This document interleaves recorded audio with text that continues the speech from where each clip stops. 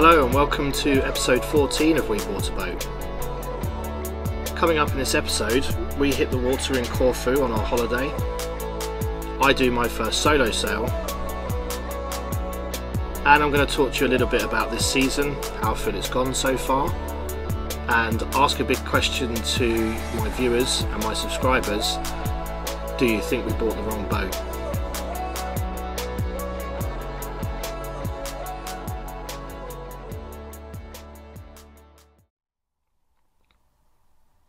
So welcome everybody, it's Friday the 6th of September. It's 8:45 on Friday night. Tomorrow I'm going out to do my first solo sail, which will be part of this episode. I'm also going to show you some bits from our holiday in Corfu, the little boat that we chartered, taking the family out on the water out there, have a little chat to you about our experience, what I think it's changed, and how it's changed our plans for the future, and then generally discuss with you a bit of a roundup about how the season's gone, what we've learned, and what we want to do next season, and ask a big question, as I mentioned in the intro, of did we buy the right boat? So you're going to see some images now of us on our holiday in Corfu. I'm not going to bore you with everything we did out there, because obviously we didn't just go out on boats every day. It was just a break for us and the family, but we did charter a boat for a day and have a little trip around the island. It seems to be that Corfu seems to have one main side to it. The other side doesn't seem to be much over there, so we spent most of the time just going up. I think it's the west or east coast of Corfu, I think it was. We just had a little 6.5 metre boat, motorboat, for the day. But one thing that I think it's changed in us is, obviously everybody watches all the YouTube videos of people going around the world, and you know, you always have aspirations in your head of one day doing that. But I think going out there and seeing the water, seeing other people out in their boats, kind of experience a bit of cove hopping. We did that, snorkeling, went through some caves, we stopped off at a marina and parked up and got off and had some lunch, and it really just was a fantastic day, and the family enjoyed it hugely. You'll see the shots playing in the background of us on the boat and the coastline. It really was stunning. I think what that's done for future plans for us is it's really kind of kicked us into gear of what we've experienced so far this season, and you know, we know we're learning. We know we can't run before we can walk, but it's kind of changed our plans for next season, and it's made us think a few things over, particularly about this boat and what we think it's capable of and what we think we're capable of doing with it. So I'm going to dive straight in. So this season so far, we've really enjoyed it. It's been a real tough learning curve. We've missed out, I think, on quite a bit of time because of the repairs that we didn't know we had to make to the boat. Excuse me.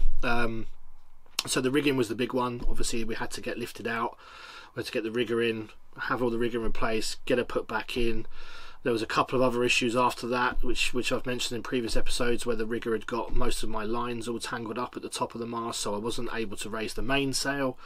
So just all of those things combined in what was really, you know, the season flew by and we didn't get out as much as we wanted.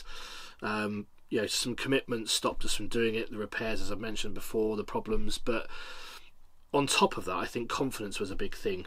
Learning to get in and out of this yacht club, Benfleet Yacht Club, was massive. It took weeks, and it probably took 3 or 4 trips going in and out of this estuary for me to be confident enough to actually say, right, I'm just going to do it by myself. And there were some trips we didn't film. So obviously we got the early ones in, but there was some in between. It's really tricky getting out of here. Even at high water, this boat draws 0.9 of a metre. And even at high water, we've got, you know, 20 centimetres underneath the keel, coming through parts of the estuary on the way out and the way in. And it's a very, very small gap either side of high water to get in. So you can pretty much start heading in an hour before high water. And it's the same going out, so you aim to be on your boat about an hour and a half before high water and out at high water. and then you've got about an hour on the other side of high water. So, you know, a 3-hour gap every day, and that really depends on what time in the day the tides are. Really kind of dictates to whether you're actually even going to go out on a trip, because, you know, sometimes the tides are 3 a.m. in the morning and you don't want to do it, or they're really late in the afternoon, and you're not going to get anywhere. You're going to be night sailing. We weren't really prepared to do that. Although we did that trip back from Brightlingsea, if you remember, that was a really early morning start, and I knew it was only going to be an hour or two before the sun started to rise. So yeah, that's been a big part of this season. So I think for me the disappointment has been I had aspirations of doing some more exciting things, if you like. So forgive me if the content's been a little bit boring at times. You know, I've been as frustrated as probably you guys have been that we're not doing more. And as I mentioned, I think in the last episode, I don't feel like I've done enough sailing this season. I really wanted to get in a lot of sailing, and because of the issues I've had and learning, getting in and out of this creek and whatnot, I just haven't done a lot of sailing. That's mainly been down to, I think, the East Coast conditions where we are. You tend to, once you go out, you've got to go out for at least a night. You can just go out to the mooring buoys in the Ray and moor up and come back. But once you're out of here, you can't go out day sail and come back. You know, unless you're going to go out at 3 a.m. in the morning and come back at 3 in the afternoon, which, you know, we weren't prepared to do. So every trip has had to be planned out quite carefully, and that we need a destination. We need to know that that destination is going to be available for us. The funny thing is, with Brightlingsea and with Queenborough, where we're going tomorrow, you can't book it unless it's a club trip where you've got multiple boats going. You can't book those destinations. You just turn up and it's kind of potluck if you can get in. Thankfully, every time we've gone, they've made space for us, or we've found space, or we've had to raft up to people. But yeah, it's tricky. It's not quite what I had in my head. I think, you know, from all the YouTube channels and things I've watched and all the research I've done and people I know that sail, as I've said previously before, they're all on the south coast. You know, apart from Sam Sails, great YouTube channel, by the way, highly recommend you run over there and have a watch. I'll put a link in the video to his channel. He's fantastic. He's based up in the Orwell in Pinmill, and he's just a fantastic sailor. Does everything solo. He's done the Jester Challenge from here over to Ireland. He circumnavigated the UK on his own on a Hurley 22. So I got in touch with him earlier, I think it was last year, just after we bought the boat. He kindly came down and met me and had a look around the boat, and we've kept in touch, and we've been trying all season to do a trip together. It hasn't happened yet. He has just bought a new boat, which has got quite a lot of work he needs to do on it, so he's actually lifted out now, I think. So his season's over. So what I'm really hoping is, although he's got a lot of work to do on his boat, is that before I lift out, sometime towards the end of October, I'm going to get Sam down and we're going to go for a sail together and make an episode of that. So fingers crossed that'll happen. So yeah, one of the big things with sailing here is you tend to go out and we found that you either have to motor to your destination and then sail back, or sail to your destination and motor back, or on some occasions motor there and motor back and have a little bit of sailing in between. There hasn't been the conditions yet this year, certainly when we've been out, where you can just pop the sails up and sail to your destination and then, you know, spend a night or two there and then sail back. It just hasn't happened. So yeah, so that's been a bit of a disappointment, and in my mind I haven't learned as much as I wanted to this season. Yeah, sorry about that. Was my wife calling me. So where was I? So yeah, so I don't feel like I've done enough sailing this season. So you know, I'm hoping tomorrow. It looks like we've got good winds Saturday and Sunday, although I'm solo sailing for the first time, so I am slightly nervous about how this weekend's going to go. And I'm probably just going to sail under either just the main or just the head sail. But we'll see. We'll see what happens, and obviously you're going to see it later in this episode. But yeah, I was really hoping to get some more sailing in this year, and I haven't. So my confidence is a little low at the moment. So with everything that's happened this season, the holiday, the plans for next season is to get this boat at some point round to the south coast. The earlier the better. Now, we're not going to move it round there permanently. The plan at the moment as it stands is I'm going to try and find a marina, possibly Portland Bill or Portland Marina, which is a boat folk location.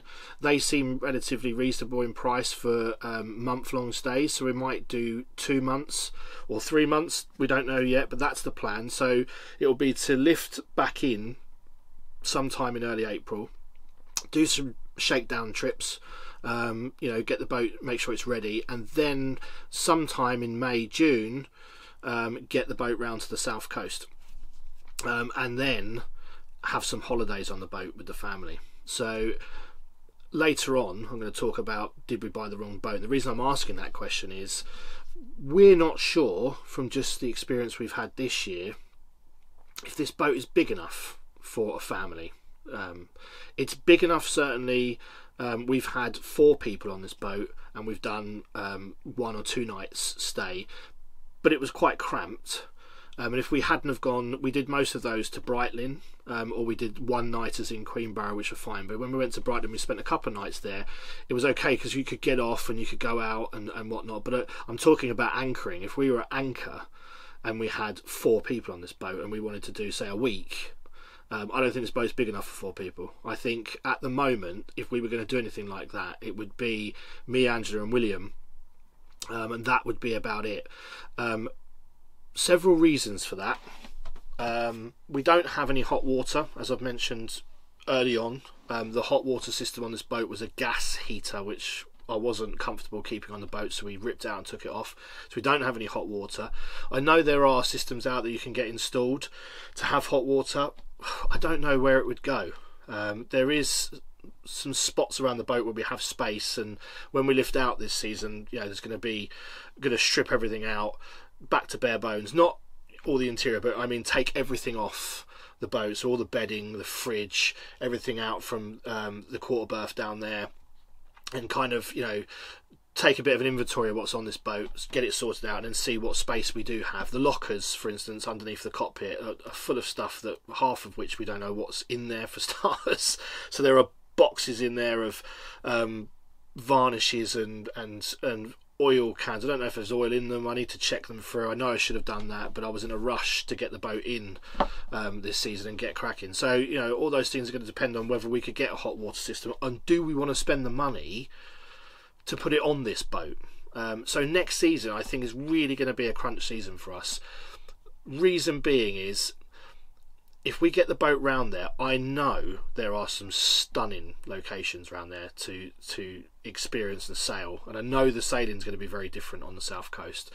Because I've done some myself. Obviously I did all my training down in the Solent around the Isle of Wight. That's a fantastic place to sail. I know it gets really busy in the summer, but there's a few YouTube channels that I follow that I love. Cadoa, you've probably all heard of Cadoa. They've just made some fantastic south coast sailing content, and their website is brilliant. They logged every anchorage they went to. Just fun. That's what we want. We want to see if we can get to some of the locations that Cadoa went and experience the beauty that they did, and see if that's going to change our feeling about this boat.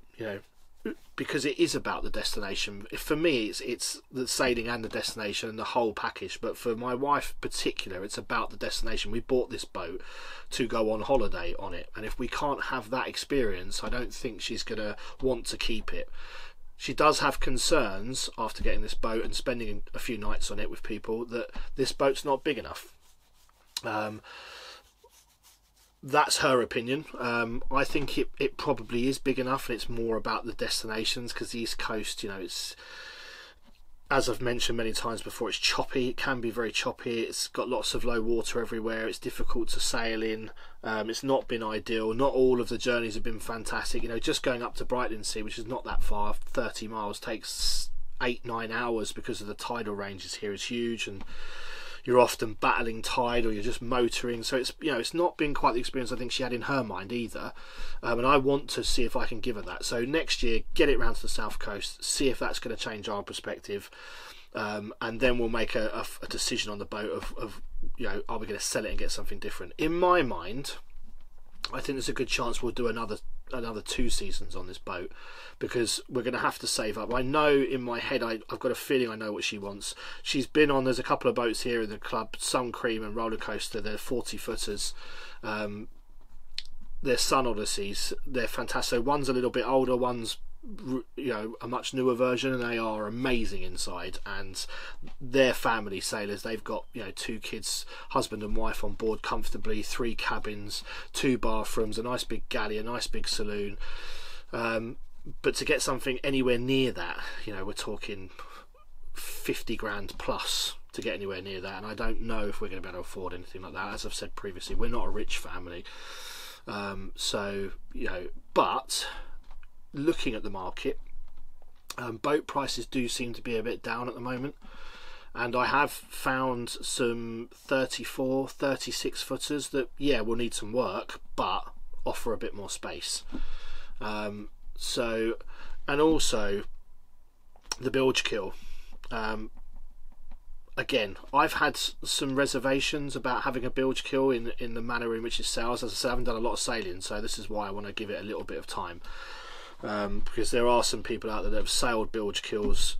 You know, there's a chap I spoke to last week who had sailed his 26-foot bilge keel from Plymouth to the Azores quite happily. Got caught in a 50-knot blow, and the boat handled it fine. He had a drogue out, but, you know, it wasn't the bilge keels that put him in any danger, it was just the weather. But yeah, do we need something a bit more modern? A fin keel, maybe a bit bigger. I've been looking at Bravia 30, for instance, is much more spacious, although not much bigger. The beam's bigger, it's a bit more spacious. It's got an aft cabin and a front cabin. That might be enough. So there's all these questions, but as I said, the plan is to get it round there and see what we're going to experience next season and make a decision then. But I'd be really interested to hear your comments and thoughts on this. You know, do you think we should just hold fire and keep this boat for a few more seasons and see how we get on, or, you know, do you think maybe, you know, bite the bullet and put it up on the market? Please tell me your thoughts. I'd be interested to hear them.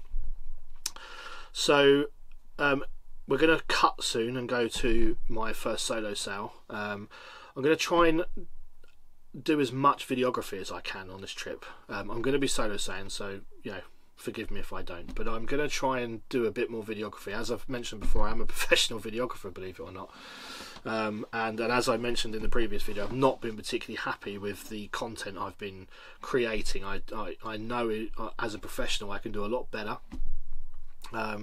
So I'm going to really try tomorrow to get more content, so more of the stuff I've never caught before. So I've noticed in my videos I never capture getting the boat ready and getting it out, you know, getting the engine on, getting off this mooring, for instance. That's, you know, a bit of a palaver. I've got a catamaran in front of me, which is really close. You know, we've got about 10 feet from my bow to his stern. And if you don't drop the mooring, because I'm on a bow and stern mooring here, so I have a stern buoy and a bow buoy which have lines hook up to the stern and the bow. But if I don't drop in a certain way, I can quickly drift into his boat, which is why I tend to go out while the tide is still coming in. So I go out slightly before high water, so there's not really much chance of me being pushed on. But if the wind's blowing from the stern, I will get pushed onto him. We've had that experience before. So I have to drop in a certain way where I have to, the normal routine is to drop the stern line, run up to the bow, release the bow line and pull the bow line round the port side of the boat. And then as it starts to push out, the bow starts to push out, I drop them, run on and get the tiller over, and out we go. But I'm going to try and capture all that tomorrow, and then capture a bit more of operating the sails, and just generally try and capture more stuff. So we'll see how that goes. So I hope you enjoy the rest of the episode, my solo sail, and I will catch up again with you at the end.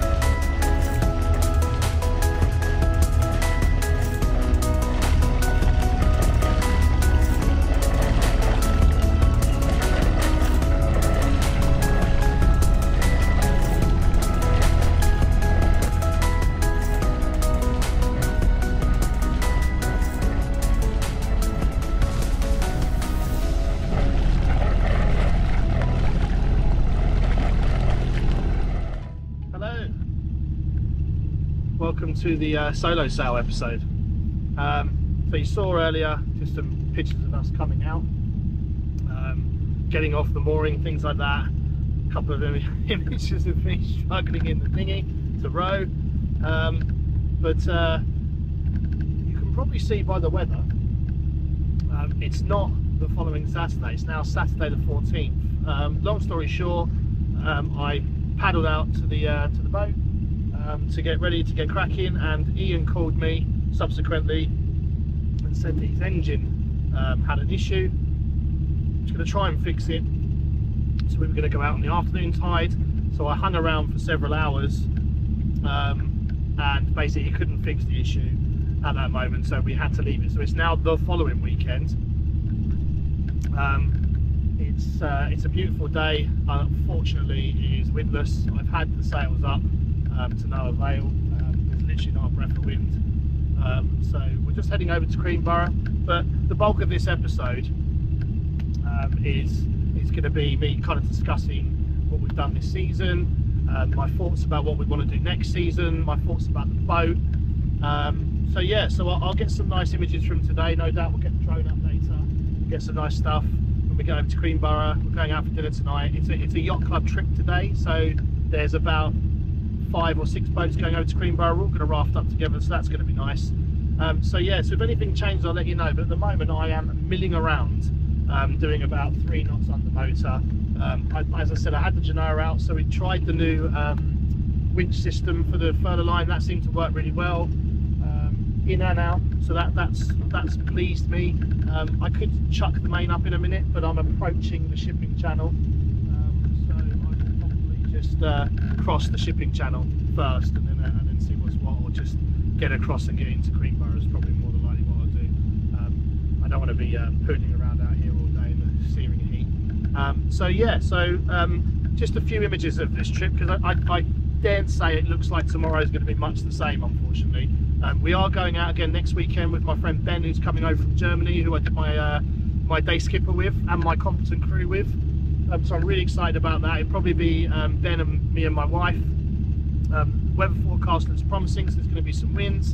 It'd be really nice to have another sailor on board for the first time, really, as well, and get out and maybe push her a little bit and see what she can do. So I'm excited for that. So apologies, there's not a lot of sailing again in this video, but as I said, this is more of just kind of a catch-up video, and just explaining how this season's gone, and what our plans are for next season. And obviously I'm asking the question, did we buy the wrong boat, which I'll elaborate on probably a bit more tomorrow, and then get your thoughts. So we will catch up with you shortly.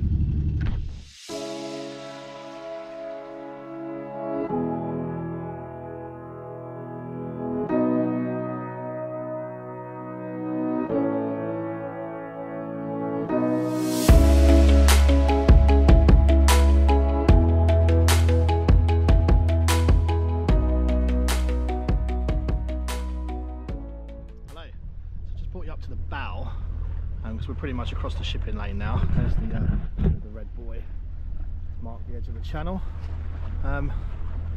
but there are some seals playing around. I don't know if they're going to allow me to get them on camera or not, but I shall certainly try. I don't want to say it's a beautiful day because I'm tired of saying it. We're always out here and it's been like this. I mean, it is mid-September, so it's nice to have the weather, I must admit. But it would be nice to sail. I'm hoping we're going to have a bit more breeze tomorrow, but it is literally, if you can see, it's just a mill pond out here today.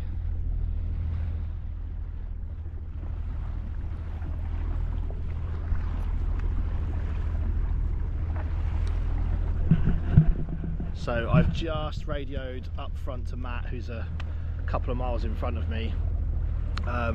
We're not going to hang around out here and try and sail, but the rest of some of the club boats have got all their sails up and they're trying to sail across here. It's going to take them all bloody day. We've decided we're not going to do that. We are going to head straight in, probably punch the tide a little bit on the way in, but you know, it's pretty normal going over to the Medway, and we're going to go to the pub. So I will update you a bit later. As I said, this is not really going to be a sailing video unless tomorrow has better winds, fingers crossed, so I'll keep you posted.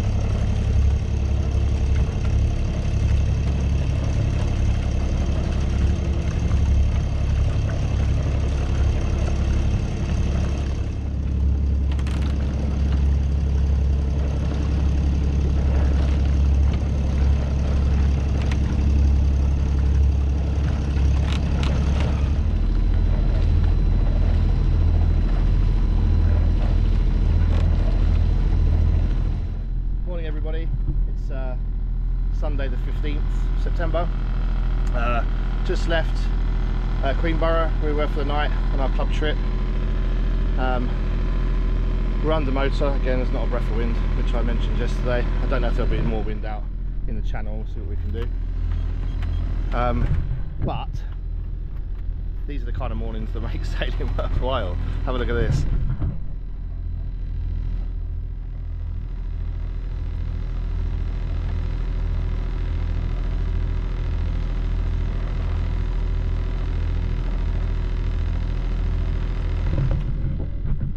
Absolutely beautiful. So my first solo sail, although mainly under motor, but we did get some sails up yesterday briefly to test out my single-handed systems that I've put in place, which is just at the moment a winch for the furling line. But yeah, it worked really well, so I'm very comfortable that I can get the main and the head sail out single-handed. I still have to unfortunately go up to the mast to get the main out, but that's something we're going to rectify this winter.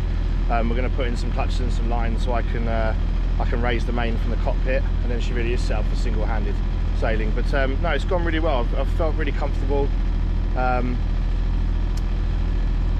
Confidence building. Next week I've got, as I mentioned, my friends coming over. I did my courses with my comp crew and day skipper is coming over, and it looks like the weather's going to be good. We have been invited to go to Ramsgate. I'm tempted to go.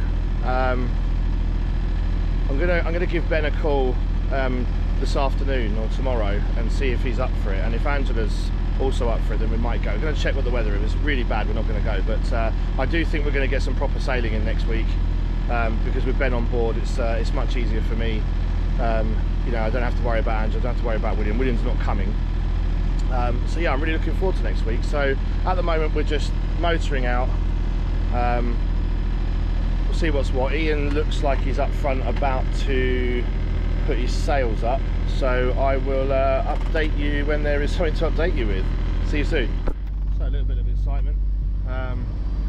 Just put my main up, as you can see, glistening in the sun, beautiful. And then I got a call from Medway VTS informing me there's a big ship coming in, which you can see over there. It's the tug just going out to meet it. She is a big one. So yeah, they were just informing us of they've got something coming in. They were just wondering what our intentions were and what our course was going to be, so they seem happy with me just falling in behind Ian and following him out. So yeah, so at the moment we've got nothing on the beam, a couple of knots. I don't know if that's going to change once we get out of the lee of the land. So we're just exiting the Medway now. Medway behind us.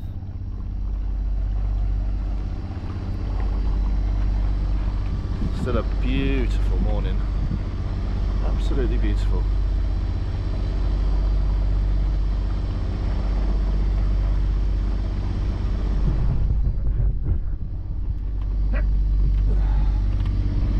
But it is crisp. It's definitely not June or August, or June, July anymore, or August. It's definitely, I can feel the colder air, although we have had a low. So yeah, so as I said, I'm hoping that once we get out the lee of this land,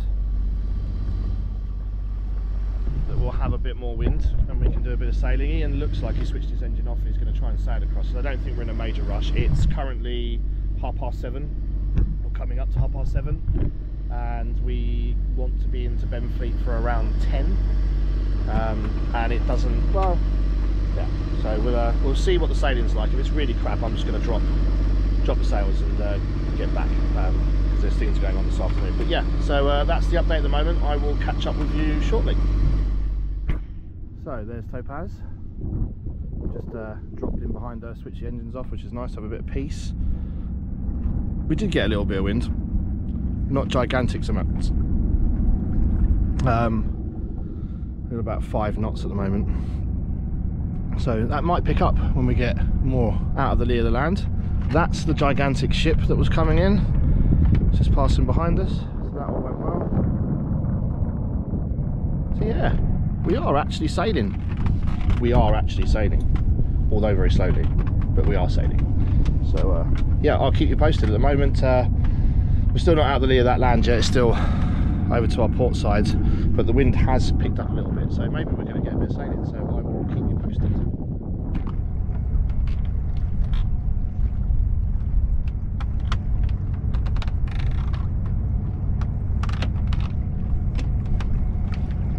So update, I've got my hat on for starters. There's a bit of wind, we're sailing, it's about 8 knots, just coming from my stern quarter, so it's quite pleasant. We're only doing about 2-3 knots. We're just coming up to the shipping lane. I've got a big ship approaching me over here.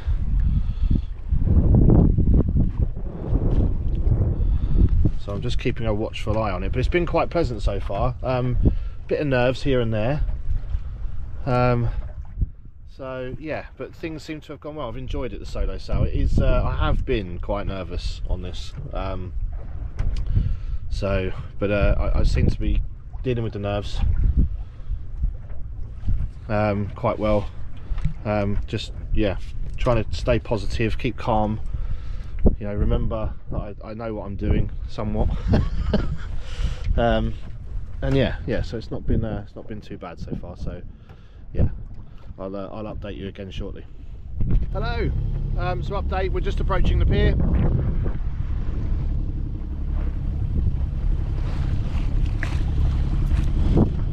Shipping channel had a great big ship coming out as we approached it, but timed it well and we passed in behind him.